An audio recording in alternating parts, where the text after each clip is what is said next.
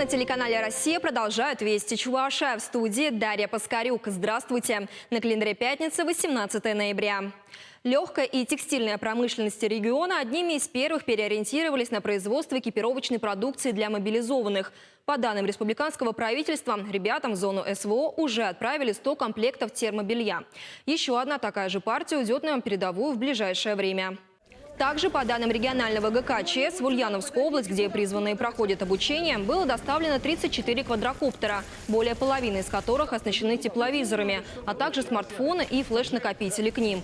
Свыше 500 раций, автомобильные радиостанции и медикаменты. Все это было приобретено за счет средств резервного фонда республики и фонда развития Чувашии «Перле».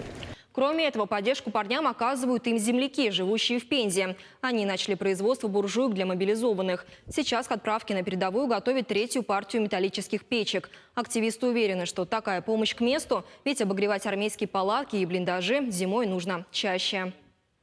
А сейчас немного о событиях, которые на этой неделе запечатлели сами жители республики и активно обсуждали в соцсетях. Наглядный пример того, как делать нельзя. В Чебоксарах на бульваре Метова школьница на свой страх и риск решила перебежать оживленную проезжую часть в неположенном месте. Хотя до ближайшего пешеходного перехода буквально рукой подать. К счастью, водитель сумел вовремя среагировать. А у этого автомобилиста с реакцией явные проблемы. По словам очевидцев, ночью в понедельник легковушка влетела в ограждение у столичного детского сада номер 113. Нарушитель с места ДТП скрылся. Вероятнее всего, его отыщут. Камеры видеонаблюдения и потерянное боковое зеркало с авто сделают свое дело. А вот так на дорогах ведут себя безответственные водители. Легковушка решила перестроиться с внутренней полосы на внешнюю на турбокольце у рощи, задев при этом трактор, который чудом устоял на колесах. А сейчас история о том, как социальные сети помогают решать проблемы. Во вторник один из пабликов опубликовал сообщение интернет-пользователя, который беспокоился, как бы сосульки под путепроводом на проспекте Яковлева не упали на крышу проезжающих машин. Не прошло и нескольких часов, и новое видео. Дорожники сбивают на объекте ледяные сталактиты.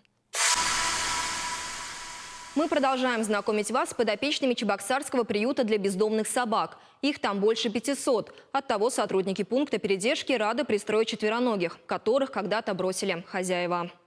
Знакомьтесь, это Куба.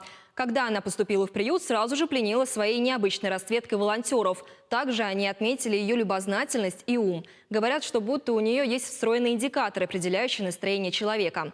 Куба особенно добра к детям. Если вам приглянулась рыженькая подопечная приюта, смело можете связаться с сотрудниками пункта передержки. Контакты на экране.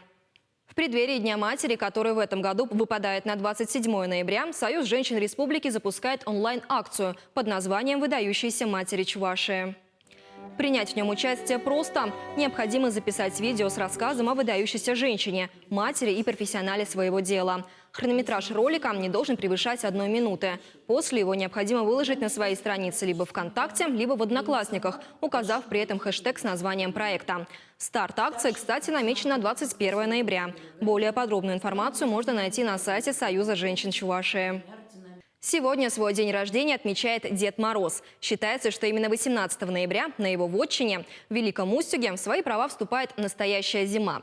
Кстати, день рождения седовласый волшебник отметит не дома, а в дороге. Дедушка Мороз отправился в большое путешествие по стране. На сказочном поезде он преодолеет свыше 33 тысяч километров и посетит более сотни городов России, в числе которых и Чебоксары.